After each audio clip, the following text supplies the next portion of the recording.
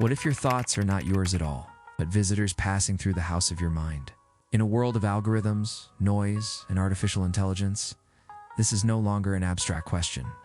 Who is truly thinking when you think, and do you have the power to choose? Every day, thoughts pour through us. Some inspire, some torment, others loop endlessly like echoes we never asked for. They shape our choices, our moods, even our health. But stop and ask, do you really own them, or are you simply carried by currents you cannot see? This question is not new. 1,000 years ago, the Persian philosopher Ibn Sina, Avicenna, posed an experiment that still unsettles the modern mind.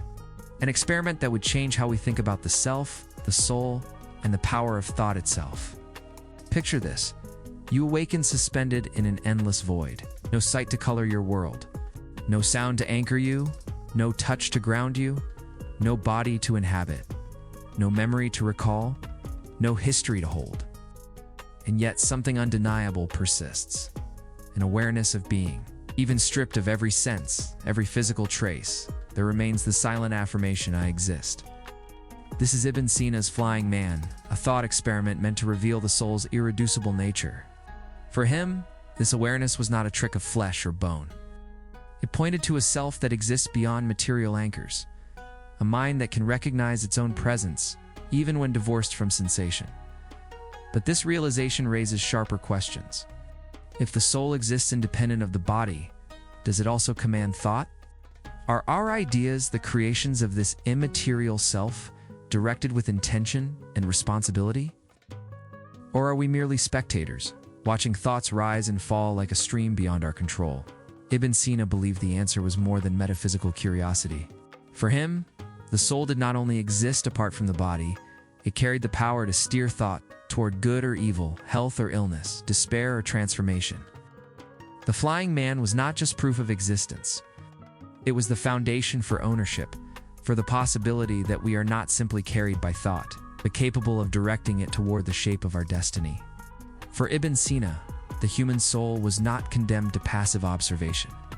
It was endowed with the capacity for active choice. He argued that while the soul exists apart from the body, it also possesses the power to steer the current of thought. Thoughts, in his view, are never neutral. They lean toward harmony or corruption, toward what uplifts or what degrades. And the soul, as the seat of awareness, bears the responsibility to decide their direction. This decision, he insisted, is anything but trivial. It is the axis upon which one's entire life turns, health or illness, virtue or vice, despair or renewal, distance or nearness to the divine.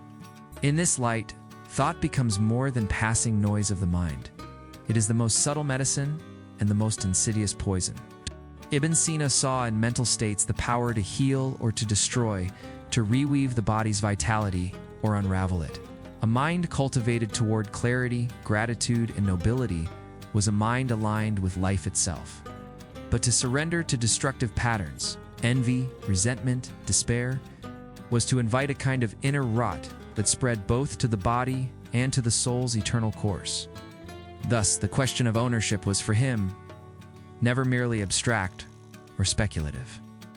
To claim your thoughts is to claim your health, your character, and the destiny of your soul. But not everyone agreed. Centuries later, Descartes echoed a similar dualism, mind and body, two different substances bound in uneasy alliance. But he left us with a puzzle. How do two separate realms truly connect? Modern neuroscience challenges both. The brain's circuits light up with every choice, every desire, every memory, yet while science can trace patterns, it cannot yet explain the inner glow of awareness. And then comes artificial intelligence. Machines can now simulate language, mimic reasoning, even surprise us with creativity. But does imitation equal consciousness? Or does it only sharpen the mystery of what thought truly is? We are left in the middle, a tug-of-war between seeing thoughts as biochemical sparks or as whispers of an immaterial soul. Experiments in neuroscience suggest something unsettling. The brain often initiates decisions milliseconds before we consciously register a choice. If that is true, then what becomes of freedom? Are we truly agents of our will, or merely narrators, explaining after-the-fact choices already set in motion? And yet, the story is not so simple. Studies on mindfulness reveal another dimension.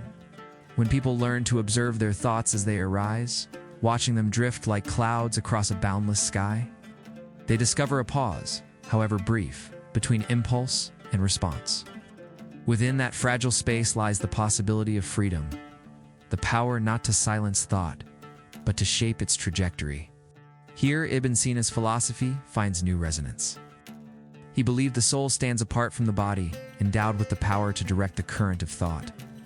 For him, freedom was not the impossible task of controlling every fleeting impression that flickers through the mind.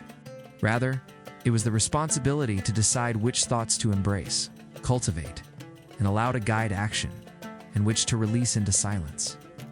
In this act of selection, the soul asserts its ownership. It does not command the arrival of every thought, but it governs their destiny, toward clarity or corruption, toward healing or harm, toward the perfection of the divine or the ruin of the self. But here's the paradox. If thoughts are ours to own, why do we so often feel enslaved by them? Why do anxieties loop even when we try to silence them? Why do algorithms predict our choices better than we do ourselves? Why can knowledge fill the mind and yet leave the heart hollow? The stakes are enormous. If we cannot direct our thoughts, then perhaps our freedom is an illusion. But if we can, then thought itself is the key to transformation. Ibn Sina believed that the soul could rise by guiding thought toward what is good, true, and life-giving.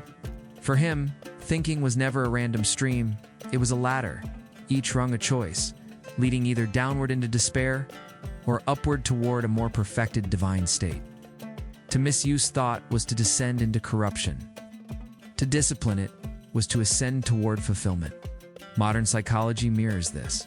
Positive thoughts can strengthen resilience, improve health, even reshape the brain itself.